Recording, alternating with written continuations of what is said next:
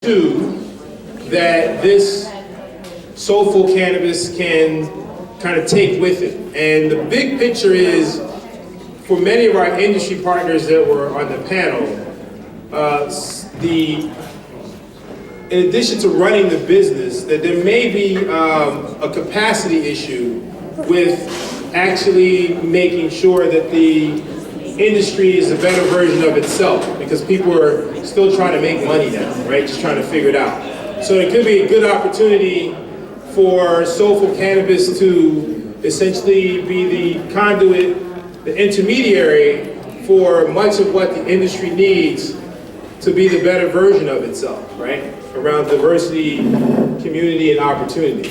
So this will be a good way for us to learn about what's next, right? And we wanted to shape this whole conversation as an opportunity, right? Not just talking heads, but an opportunity for us to think together.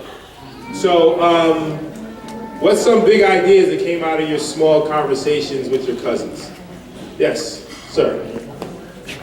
Just in the last couple of weeks, both the House and the Senate in the United States Congress have been holding hearings on the high costs of prescription drugs.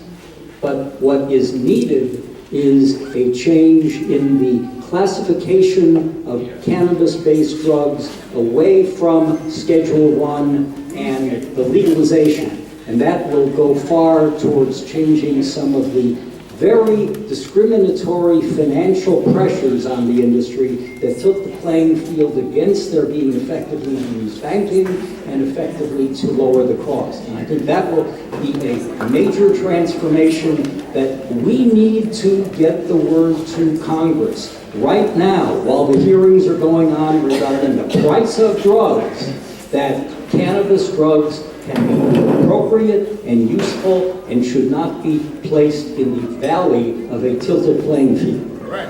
Okay. So here's some next steps. We can probably skip at some point, be more specific about how to get to Bob Casey, how to get to some of the other congressional, both the Senate and House folks. And it's worth noting, we invited a lot of the local politicians here. Senator Leach is the only one who showed up. And he's not in the local area district, but he knew about it and came. So we need to get better engagement. Great. So you know who your advocates are. Already on board. You already know your advocates are. Great. Somebody, give me another big idea. I just want a quick announcement, sorry, while you think of your big ideas. So if you all could just take a moment to try and fill out the survey, which is on paper out front, and it's also on the app if any of you did download that. It is on there to make it easier for you. Thank you so much for your time. All right, thanks. Any, Jordan, any big ideas come out of you?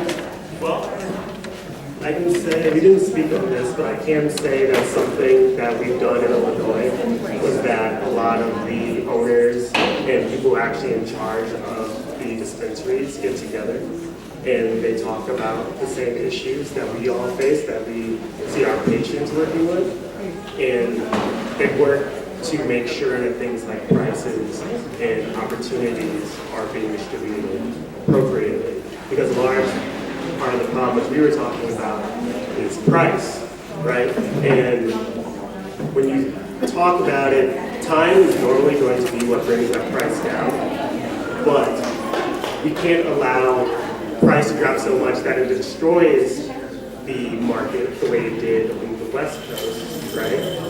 So it's a large part of our responsibility as an industry to speak with one another to make sure that we are at a place that actually benefits our community as well. All right, so industry roundtables to address some of these issues. How about over here, this nice big group of lovely people? Oh, there was some big ideas coming out. Yeah, You better. All right, well, let's.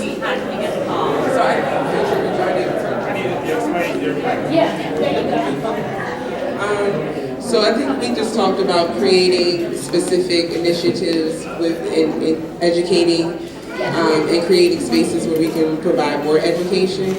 I was talking about the education we do that actually I've had several people from Beyond Hello come out and do patient education. They actually help host our infused CBD tea party. So creating experiential opportunities to kind of educate people and expand on a knowledge base and create opportunities to get registered. So we create more registered folk who, I don't really like to say recreational, so we have less recreational people who are just undocumented as opposed to medicinal patients who, you know what I mean, who are medicated.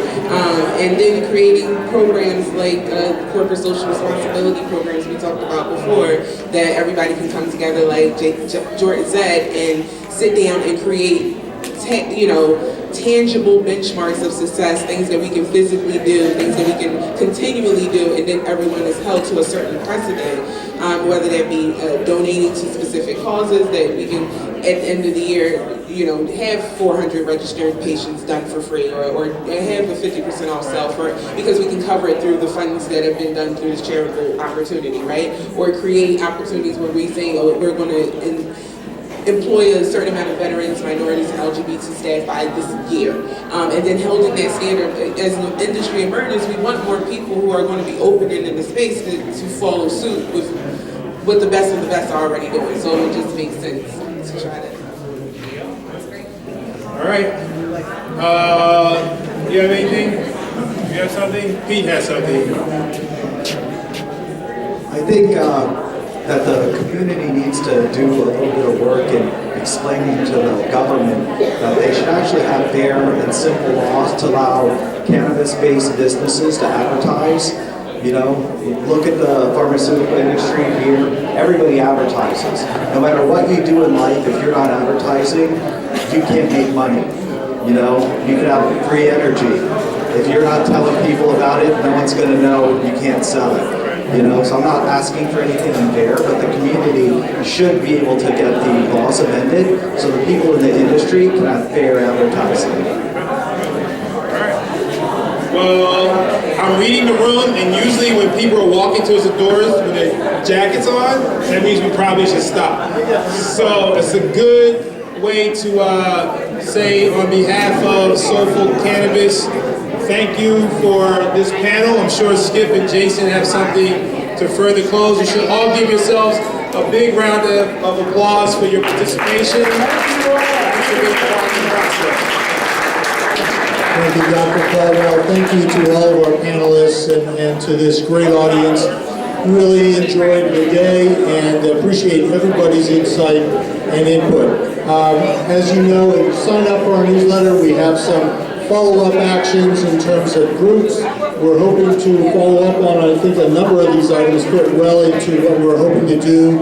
Future events with Soulful Cannabis, we're looking at events in Lehigh Valley and possibly in the Harrisburg area. So keep an eye on our site, sign up for our newsletter. We'll be able to keep you abreast of what's going on. Thank you all so much for coming out and making this a successful day. So great job, everybody. Keep the conversation going.